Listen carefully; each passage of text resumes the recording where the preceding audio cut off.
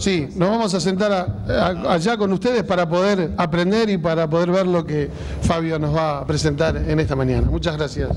Bien, buenos días, un gusto estar aquí con ustedes. Realmente es una felicidad poder compartir estas nociones que echarán a rodar a partir de estos momentos. Quisiera comenzar esta charla utilizando 3 frases disparadoras para poder crear un escenario de flexibilidad y recepción por parte de ustedes ante un tema que, como decía recién, común, cotidiano en la clínica y en las ciencias médicas en Argentina. El viejo taoísmo decía que lo único permanente en la vida es el cambio. El doctor Albert Einstein decía que la función del paracaídas no tiene ningún sentido si es que no tiene la posibilidad de la apertura. Y por último, un epigenetista moderno, Thomas Gingeras, dice que el ser humano desde siempre tiende a descalificar todo aquello que desconoce. Por lo tanto, por ejemplo, esto de haber llamado luego del proyecto Genoma Humano al ADN que no se había codificado, que es un 95% del ADN que no se había codificado, ADN basura, es uno de los resultados de esta frase que dice Thomas Gingeras. Todo aquello que no conocemos lo podemos llamar basura o lo podemos descalificar. Cuando hablo de epigenética, no me estoy refiriendo a una disciplina transversal que une de alguna manera y entrelaza de alguna manera todas las ciencias y las artes, término conciliencia que venimos repitiendo simposio a simposio en Gador, sino me estoy refiriendo a cuestiones que provienen de las ciencias, que provienen del laboratorio, que van hacia el consultorio, pero que no solamente moverán fichas dentro de la mente de los médicos y crearán nuevas teorías y nuevas aplicaciones en los consultorios, sino que estamos hablando, y no estoy exagerando, de un nuevo pensamiento acerca de la persona, que nos obliga a reflexionar acerca de nuestro lugar en el mundo, en el universo, en la evolución, y nos obliga a volver a reencontrarnos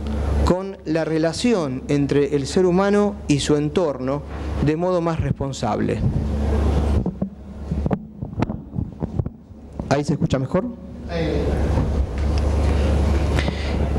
Comenzaré relatando un poco la historia, porque voy a ir de atrás hacia adelante y luego me tomaré mi tiempo entonces para ir relatando algunos aspectos básicos de la epigenética. Fue Conrad Waddington quien acuña el término epigenética en 1942, con lo cual, ustedes fíjense, más de 60 años de acuñado el término, recién hoy estamos teniendo aquí, por ejemplo, una conferencia sobre epigenética. Sin embargo, ya había alguien que describía a la epigenética como aquel sector de la biología que estudiaba las interacciones causales entre genes y sus productos que dan lugar al fenotipo. O sea que estas cuestiones que en algún momento verán ustedes como endofenotipo, de vulnerabilidad a determinado tipo de enfermedades, ya Conrad Waddington en los 40 comienza a hablar de esto.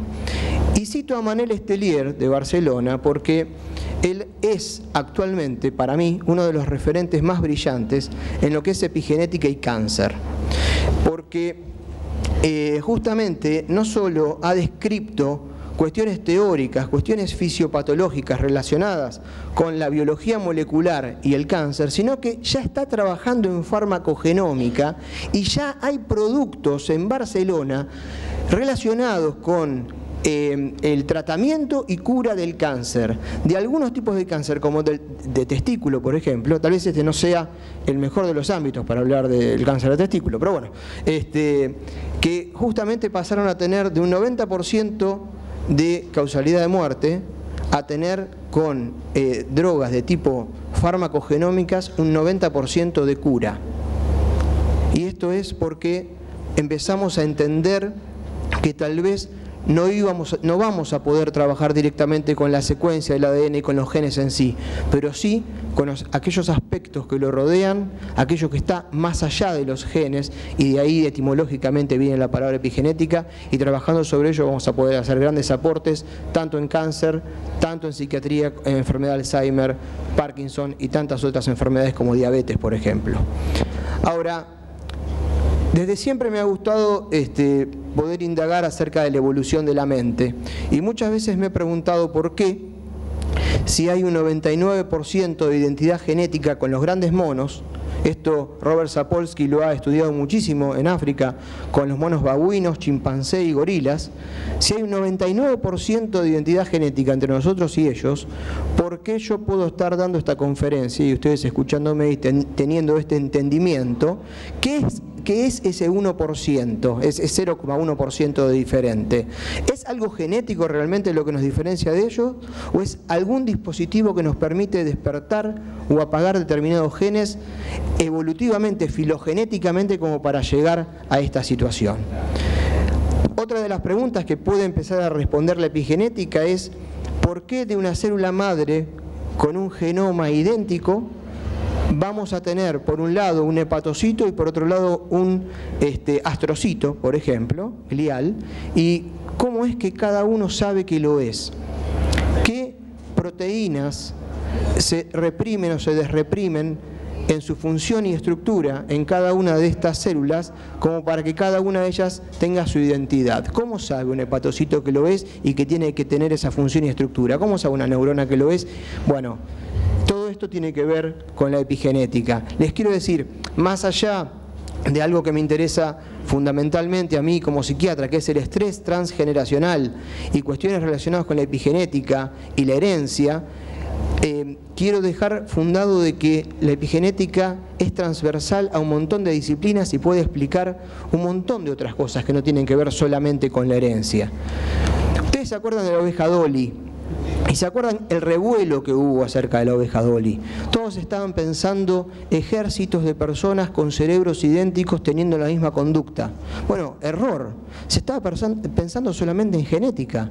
No se estaba pensando en que el ambiente de cada uno de esos clones, supuestamente fabricados en un laboratorio, iban a tener diferentes vidas, iban a tener diferentes entornos. Por lo tanto, no iban a tener la misma conducta. Es un pensamiento lineal, típico de la medicina que estamos dejando para ir a una medicina mucho más multidimensional e integrativa, que es la que nos ha marcado desde un punto de vista cartesiano durante los últimos siglos. También ha explicado por qué gemelos idénticos, teniendo justamente un genoma lo más idéntico entre todos nosotros, pueden generar enfermedades, personalidades distintas y tienen el mismo ADN. Entonces, quiero invitarlos a pensar que estamos al borde de una gran revolución de paradigmas. Y cuando hablo de revolución de paradigmas, hablo de invitarlos a dejar ciertos miedos. Las sociedades científicas generalmente, cuando se van acercando a nuevas teorías que ponen en juego, que ponen en peligro los paradigmas que nos dan certidumbre para nuestro trabajo clínico diario, generamos cierta resistencia.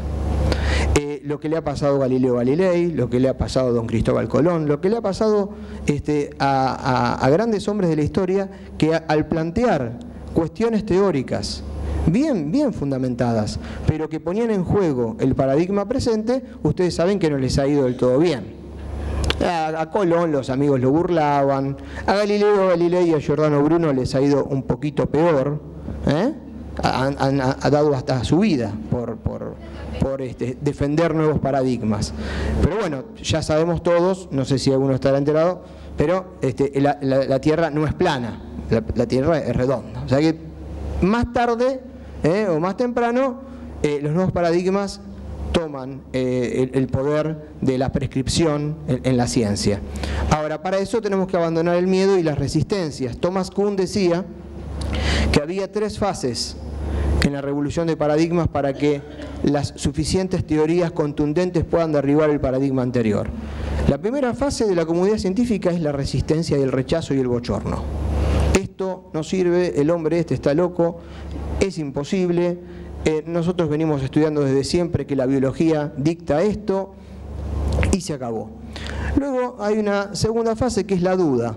Bueno, tal vez esto que esté diciendo no sea tan loco, tal vez no sea tan descolgado. Y la tercera fase es la aceptación. No siempre estas tres fases se recorren con facilidad. Y en el campo de la consiliencia que he hablado, que es la unificación integral de las artes y las ciencias, sabemos desde siempre, los médicos, nos han educado en que lo nuestro es un arte, que une las ciencias que hemos aprendido, pero que luego lo que hacemos en el consultorio, lo que hacemos en el quirófano, lo que hacemos en cualquiera de los ámbitos a los que asistimos, es un arte. Es un arte donde combinamos en nuestra paleta un montón de colores que hemos aprendido, y cuanto más colores tengamos, seguramente nuestro arte será mucho más vistoso, mucho más lucido, mucho más efectivo. Entonces, entre todas las herramientas que vayamos teniendo, proveniendo de las artes, proveniendo de las ciencias más duras, proveniendo de la clínica, proveniendo de nuestra comprobación empírica, tendremos que ser buenos artesanos con nuestras ciencias y nuestras intervenciones clínicas. Para eso vamos a tener que abandonar ciertos reduccionismos que nos han dado grandes satisfacciones, porque por ejemplo la invención de las vacunas y la creación de otro tipo de aplicaciones se han basado en cuestiones lineales, donde, bueno, de este virus se hace este anticuerpo, y de este anticuerpo o de este virus silenciado genéticamente se genera, o atenuado se genera una vacuna. Ha tenido su éxito el linealismo o el reduccionismo, pero el ser humano es muy complejo. Y entonces, cuando hablamos de ciertas enfermedades o cuando hablamos de la personalidad humana, no podemos quedarnos en el reduccionismo. El fenómeno epigenético tiene un impacto directo en nuestro modo de concebirnos y entender el mundo, en nuestra cosmovisión. Entonces estaremos en los próximos años en busca de un equilibrio entre aquello que nos hace médicos humanistas capaces de poder acercarnos al paciente de un modo diferente, más todo aquello que provenga de la genética, de la epigenética, de la proteómica, de la psiconeuroinmunoendocrinología, hasta yo diría, y de esto estoy leyendo ya hace un tiempo largo, de la física cuántica, para poder llevar todos esos conocimientos del laboratorio al consultorio. De eso se trata la medicina translacional, que tal vez es un update de lo que llamábamos hasta ahora medicina basada en la evidencia, y tal vez en los próximos años será un reto con el costo menor poder llevar todos los conocimientos que nuestros amigos de las ciencias más duras en sus laboratorios van logrando, llevarlo también al consultorio para poder efectivizarlo y que todos podamos gozar de estos conocimientos y tener una mejor salud. Entonces vamos a poder entender, entre otras cosas, lo que es la trascendencia transgeneracional. Hasta ahora, generalmente, cuando hablábamos de trascendencia, teníamos un sentido más bien humanístico, religioso, místico, acerca de lo que era trascender como seres humanos. En cambio, hoy sabemos que el legado de nuestros genes, desde nuestros bisabuelos hasta nosotros y de nosotros hacia nuestros nietos, por ejemplo, se puede comprobar desde un punto de vista científico, desde el punto de vista epigenético, y esto es por lo que cuando doy esta conferencia tengo una sensación, una emoción muy especial y siento una conexión realmente muy especial con mis antepasados, con mis hijos y con quienes, ojalá, quiera Dios, alguna vez sean mis nietos. También esto, y en esta conferencia, se genera para ustedes y para mí, y ya lo verán cuando esté terminando, una responsabilidad humana diferente a la que teníamos. Ahora, el proyecto Genoma Humano, última década del último siglo, fue un proyecto realmente espectacular, faraónico, se gastaron millones de dólares en eso, realmente lo valió, pero realmente también debemos ser críticos con nosotros mismos en que estábamos buscando el santo grial, estábamos buscando el código que nos dé exactamente punto a punto dónde estaba cada una de las enfermedades, y al tener codificada y bien punto a punto en cada uno de estos genes las enfermedades, podíamos entonces desde la ingeniería genética pararlas, curarlas directamente desde un lugar de la genética clásica. Pero nos encontramos con algo, que como nos sentíamos seres complejos como animales, pensábamos que teníamos algo más de 120.000 genes. Y a medida que fue avanzando el proyecto Genoma Humano, me empezaron a decir, bueno, no, en realidad hay alrededor de 100.000. Bueno, no, hay en realidad algo de 80.000. Bueno, no, en realidad hay como 60.000. Bueno, en realidad hay como 40. Bueno, no hay más de 30.000 genes.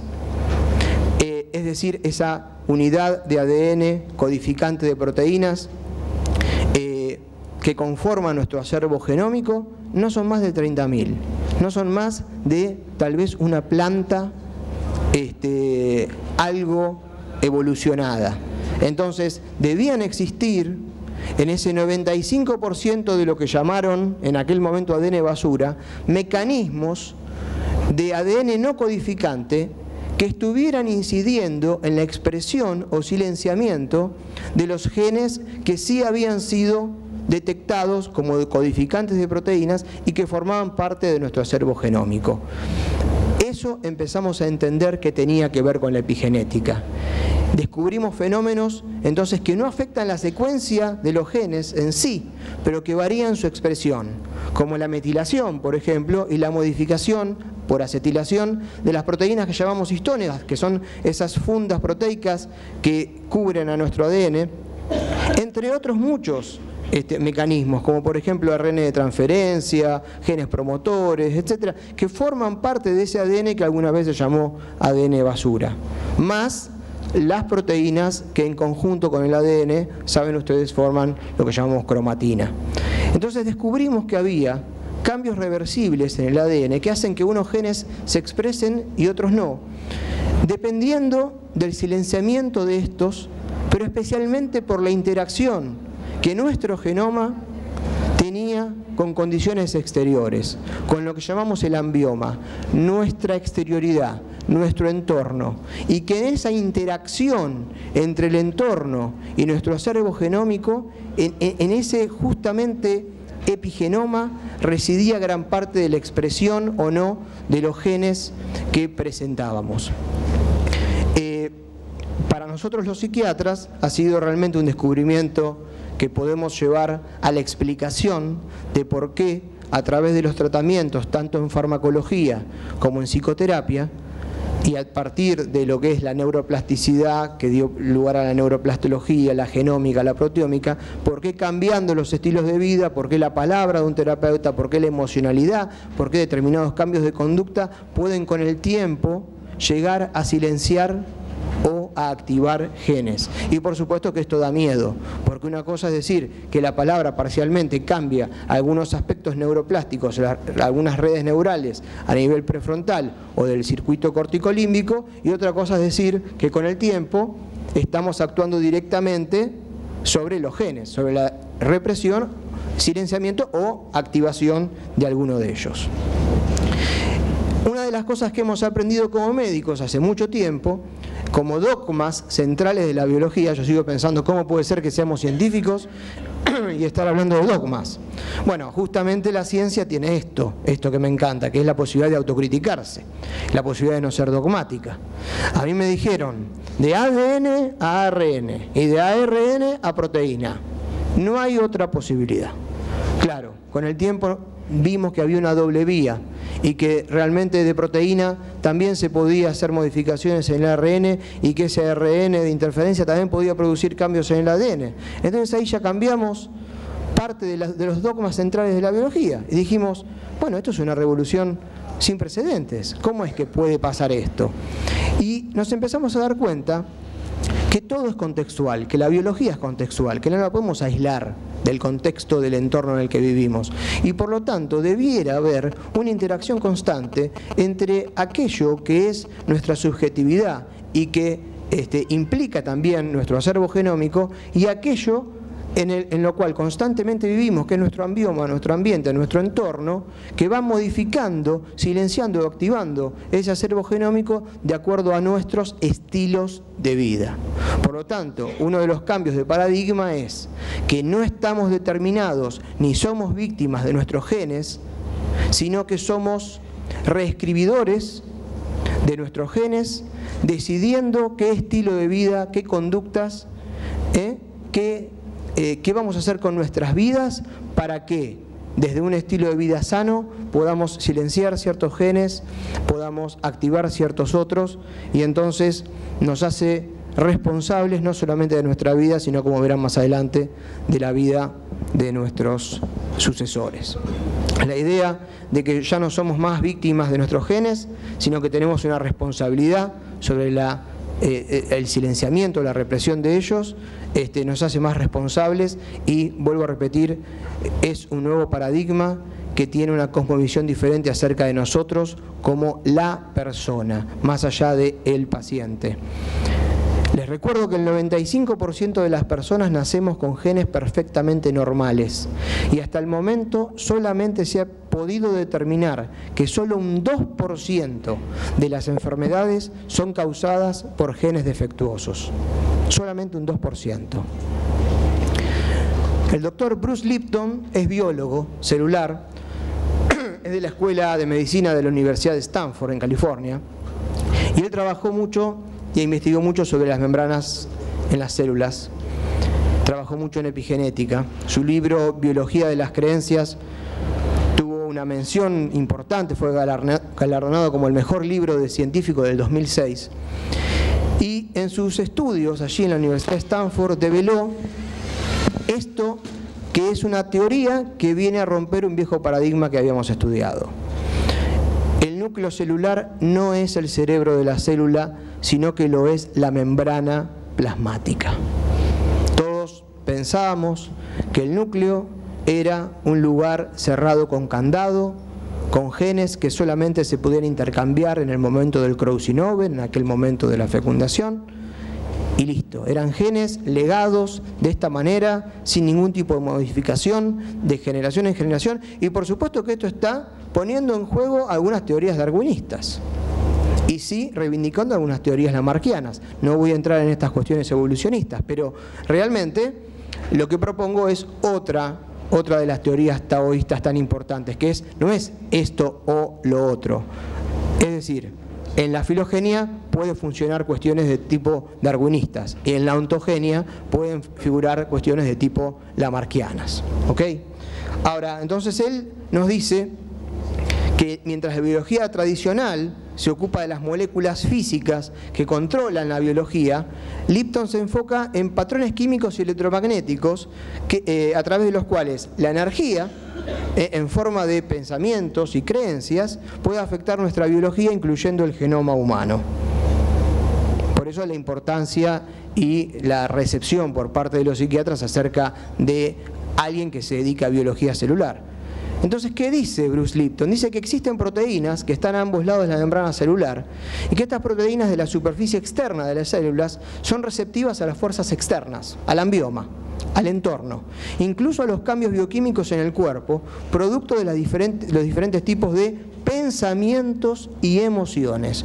Y estos receptores externos afectan a su vez a las proteínas internas de la célula, con las que se acoplan, y a partir de allí, a partir de mensajeros intranucleares, pueden llegar al ADN, pero justamente a las proteínas, a las fundas que lo resguardan, y a través de esos cambios producir el silenciamiento o activación de los genes. Podemos pensar entonces a la genética como al CD donde están los tracks marcados, y a la epigenética como algo parecido, digamos, a un reproductor de CD, pero que es tan subjetivo como cualquiera de nosotros, y que hay tantos reproductores de CD como millones de almas hay en este planeta, y cada uno interpretará ese CD de acuerdo a los dispositivos de reproducción de CD que cada uno tenga. Lipton marca que las células enucleadas aún sin ese núcleo no pierden el control inteligente de sus procesos, y se da cuenta que el ADN no controla la biología del ser rígidamente como una tiradía de los genes, como creíamos, y se da cuenta entonces que la membrana plasmática es la que, en interacción con el entorno, a través de las proteínas receptoras y efectoras mediante, es quien realmente controla que determinados genes vayan a expresarse o no. Bueno, esto es un poco lo que decía antes, el núcleo encadenado del que pensábamos y donde el proceso de legado de genes de una generación a otra era algo extremadamente sencillo e imposible de modificar, y sin embargo hoy sabemos que mediante fenómenos epigenéticos de una generación a otra puede haber cambios epigenéticos, mutaciones, pero les llamaríamos entonces epimutaciones, que puedan ser transferidas hereditariamente a la próxima generación y hasta la tercera generación.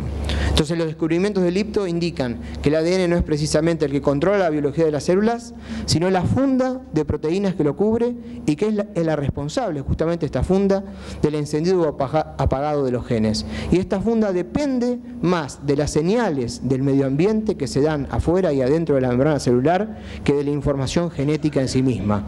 Entonces pienso yo, qué interesante para decir en este congreso que el cuidado de la mujer embarazada, que no solamente va a transmitir señales epigenéticas a quien está llevando adelante luego de la fecundación, como embrión, como feto, y luego en las primeras cuestiones perinatales y postnatales, sino también cuidar a las células germinales que hay dentro de ese feto. Y les voy a decir, aquellos que trabajen en ginecología y obstetricia están siendo responsables de 3 generaciones. Por lo tanto, alguna discusión que habíamos tenido hasta hace unos años sobre naturaleza o crianza está muy de modé. Hace poco la revista People había sacado un artículo acerca de las 50 personas más lindas del mundo. No sé con qué criterio, porque incluso aprovecho para hacer mi queja, no he sido incluido en esa nómina. Pero bueno, se le preguntaba a esas mismas personas y a personas de su entorno por qué esas personas eran tan lindas y por qué con los años habían conservado su belleza. Por ejemplo, la recién fallecida Farrah Fawcett Mayer se le preguntó y ella dijo que era porque tomaba mucha agua, iba mucho al gimnasio, se cuidaba mucho, nunca había fumado. Es decir, atribuía a causas ambientalistas toda su belleza. Sin embargo, personas como Tom Cruise, por ejemplo, dijo, bueno, yo soy así de lindo porque mi padre me legó estos genes. Por supuesto, nos vamos saliendo de esos extremismos para poder entender más el fenómeno epigenético. Decía Humberto Maturana, un psiquiatra chileno, el genoma humano no hace un ser humano, sino un ser humanizable. Y por otro lado, el premio Nobel de Medicina Eric Kandel decía, las alteraciones inducidas en la expresión genética por el aprendizaje dan lugar a cambios en los patrones de las conexiones neuronales. A esta clase de modulación se la denomina regulación epigenética. Entonces, en lo que nos centramos es en lo que es la percepción del entorno y las creencias que generamos a partir de nuestros pensamientos, emociones y lo que nos pasa con ese entorno desde nuestro entorno histórico, desde nuestra educación, y le vamos a dar importancia ya no a lo exterior o a lo interior, sino a la integración entre la exterioridad y la interioridad que da lugar entonces a los etnofenotipos más vulnerables o menos vulnerables a determinadas enfermedades. A esa interfase es a lo que le vamos a dar importancia. Las creencias y percepciones tienen que ver con los biosímbolos culturales encarnados en nuestro cuerpo, y para eso justamente debe haber una creencia en aquello que se está escuchando, como para que nuestras células también escuchen y puedan nuestras membranas dar esa información a nuestro ADN y que entonces se produzcan las epimutaciones que se producen.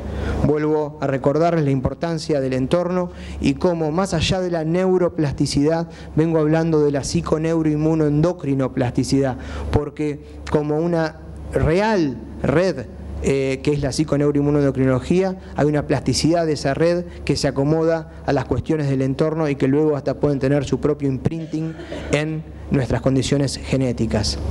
Cuenta George Solomon, uno de los grandes precursores de la psiconeuroinmunoendocrinología, que estando en un hospital parroquial de Estados Unidos, llaman a un cura porque había una persona que estaba ya muy cerca de su muerte, entonces tenía que darle uno de los últimos sacramentos, la extrema unción, pero el padre se equivoca de habitación. En lugar de entrar a la 314, entra a la 316 y le da la extremaunción a uno que no tenía nada que ver con la familia que había pedido. El tema es que a los 3 días de la extremaunción para esta persona que no tenía ningún apuro por morirse, a los 3 días se muere. Y el otro sigue viviendo 6 meses más. Entonces sigue viviendo 6 meses más, la familia se quedó extrañada de que el cura no había aparecido para dar la extremaunción, y cuando nuevamente lo ven desfallecer, otra vez llaman. Y dice, ¿pero cómo? Si a este paciente nosotros ya lo habíamos visto. Dice, no, a este paciente no lo habían visto. Si creemos realmente que algo puede suceder y encarnamos en nuestros genes y en lo que yo repito, algo que se llama muerte celular programada, muerte por apoptosis, si nuestras células se convencen de aquello que percibimos y de aquello en lo que creemos, seguramente es altamente probable que eso termine ocurriendo.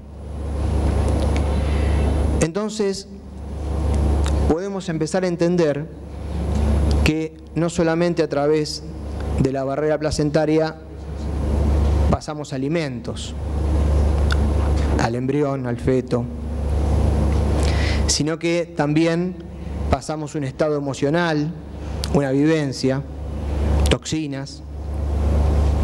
Lo que tomamos, lo que comemos, no solamente somos lo que comemos, como se dice hoy día, sino que también eso que comemos, eso que tomamos, también nuestras generaciones futuras sabrán de ello. Estos señores, Lars Olof Wigren y Marcus Pembry, trabajaron en Överkalix, una ciudad bien al norte de Suecia, alejada durante muchos años, excluida de muchos años de Estocolmo, por diferentes fallas geográficas, cuestiones que hace un siglo, hoy se ha solucionado el tema, pero quedaba muy aislada de los grandes centros y era una población especialmente agrícola, y sufrieron muchos momentos de hambruna y también momentos de florecimiento, pero en las tumbas de Överkalix, donde había 2 o 3 generaciones enterradas ustedes saben cómo son los nórdicos para tomar datos, pudieron comprobar en sus investigaciones que había grandes relaciones entre abuelas que en periodo gestacional habían pasado hambruna y nietas que habían tenido diabetes. Comenzaron a darse cuenta que nuestra relación con nuestros ancestros y con nuestra descendencia iba más allá que lo filosófico y religioso. Hasta hace unas pocas décadas centrábamos el desarrollo evolutivo en lo postnatal, pero quiero recordarles que cuando un bebé nace ya tiene 9 meses de historia. Entonces, tiene 9 meses de historia multidimensional, a las que nos es muy difícil comprender y entender, pero como decía Thomas Gingeras, no descalifiquemos aquello que no conocemos.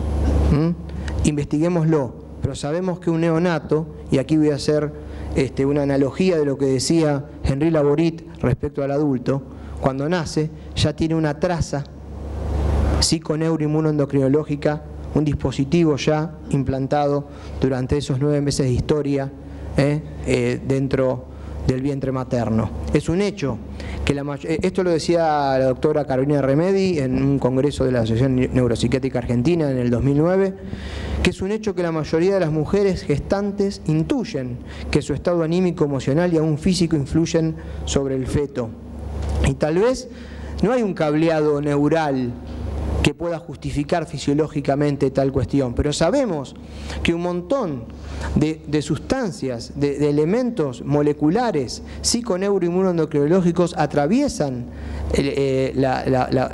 esa barrera que hay entre la mujer y su feto, y que lo imprinta, que de alguna manera le comunica, y esto es algo lógico, lo que está pasando en el ambiente, así como filogenéticamente era importante que a lo largo de los millones de años nos vayamos señalando qué es nuestro ambiente, qué es nuestro entorno, cuáles son nuestros targets, cuáles son nuestros peligros. Es importante también que la mujer le comunique al feto en qué entorno va a vivir, y para eso está la comunicación epigenética, que es justamente una comunicación diferente a la genética habitual.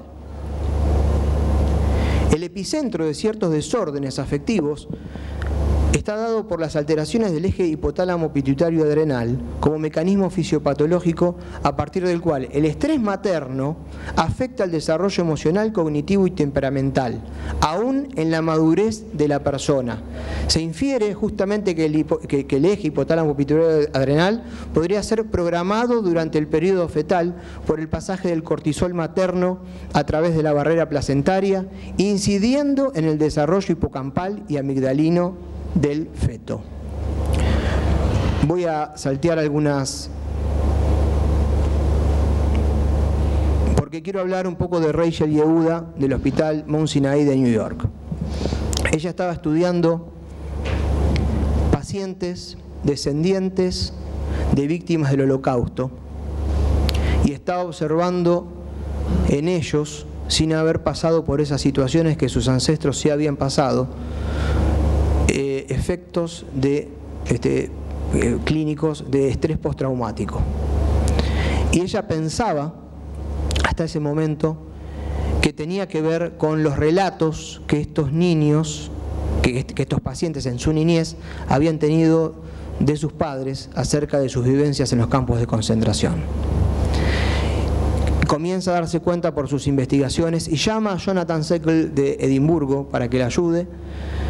Se da cuenta que hay epimutaciones que produce alteraciones en todo lo que es el metabolismo y los receptores del cortisol que se ven alterados en las situaciones de estrés postraumático, que trasciende aquello contado por los padres en la infancia y que hubo algo más allá de esas historias vivenciadas a través de repetidamente escuchar esas historias en los campos de concentración, que había modificado la biología de esas personas. En ese momento es cuando, en ese momento es cuando aparece el ataque terrorista, el 11S a las Torres Gemelas. Y se estudia entonces, a partir de poblaciones de mujeres embarazadas en el tercer trimestre, que o estuvieron en las torres o estaban circundantes en New York, a la zona cero. Se estudia qué pasó evolutivamente con esas personas y con los bebés que luego nacieron. Y los bebés tenían características epigenéticas iguales a su madre. Por lo cual, los efectos en la regulación del cortisol que se había modificado epigenéticamente en la madre había sido transmitido al niño. Por último, una última imagen.